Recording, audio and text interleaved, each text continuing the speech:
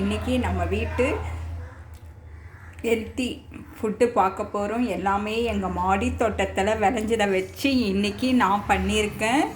இதை பார்த்து லைக் பண்ணி சப்ஸ்கிரைப் பண்ணுங்கள், கமெண்ட் பண்ணுங்கள். இன்றைக்கி பார்த்திங்கன்னா வெண்டைக்கான்னு பார்த்திங்கன்னா 5 வகையான வெண்டைக்காய் வச்சு நான் பொரியல் பண்ணியிருக்கேன். எங்கள் மாடி தோட்டத்தில் விளைஞ்சது எல்லாமே.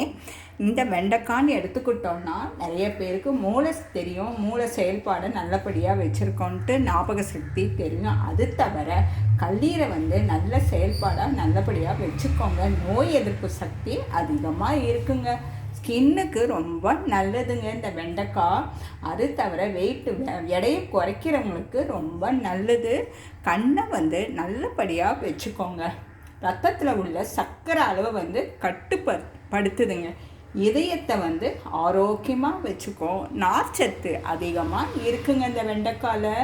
அது தவிர கர்ப்பிணி பெண்கள் சாப்பிட்டோன்னா வளரும் குழந்தை வளர்ச்சியாக வளருங்க இந்த வெண்டைக்காய். அது தவிர புற்றுநோயில் உள்ள செல்களை அழிக்கும் ஆற்றல் கொண்டதுங்க இந்த வெண்டைக்காய்.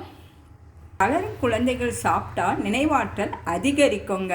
இந்த மாதிரி வெண்டைக்காயில் ஏகப்பட்டது இருக்குங்க.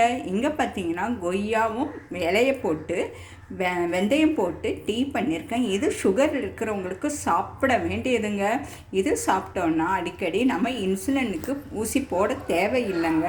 இங்கே பார்த்தீங்கன்னா ரம்பை இலை, பீன்ஸ் இலை, காரமணிங்க எங்கள் மாடி தோட்டத்தில் விளைஞ்சிதுங்க. ரம்பையும் அதை வச்சு குருமா பண்ணியிருக்கேன். இது பார்த்திங்கன்னா கமன்னு இருக்குங்க. இந்த குருமா பார்த்திங்கன்னா இந்த ரம்பை இலையை போட்டு செஞ்சிங்கன்னா அது தவிர எடையை குறைக்குது, உயர் அழுத்தத்தை கட்டுப்படுத்துது. ஏகப்பட்டது இருக்குங்க இந்த ரம்பை இலையில்.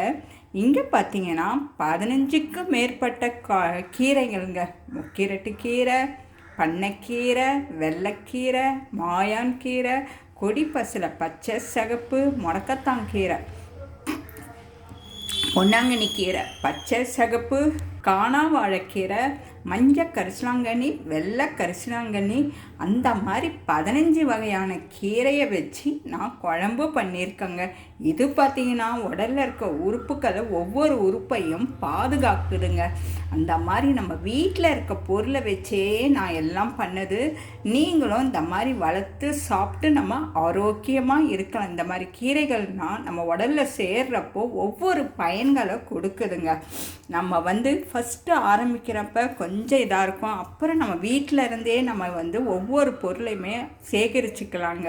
இப்போ நீங்கள் செடி நிறையா ஆரம்பிச்சிட்டிங்கன்னா அதில் இருக்கிற இலைகளே நீங்கள் மற்ற செடிக்கு யூஸ் பண்ணிக்கலாம். அந்த மாதிரி கொஞ்சம் மண் இருந்தால் போதும். என் செடிகளை எல்லாமே அப்படி தான் உருவாக்குனது. என் சேனலை பார்த்தீங்கன்னா தெரியும்.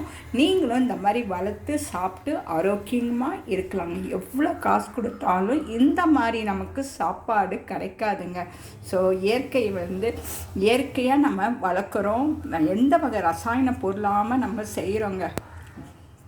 நான் ஒன்று கூட கடையில் வாங்காமல் இது மாதிரி கிடச்சது தான் நான் குரூப்பில் சேர்ந்து அந்த மாதிரி இதுலேயும் என்னுடைய தோட்டத்தில் இருக்கிற காய்கறிகளையே நான் விதையெடுத்து செய்வேங்க. நீங்களும் இந்த மாதிரி வளர்த்து சாப்பிட்டு ஆரோக்கியமாக இருக்கலாங்க.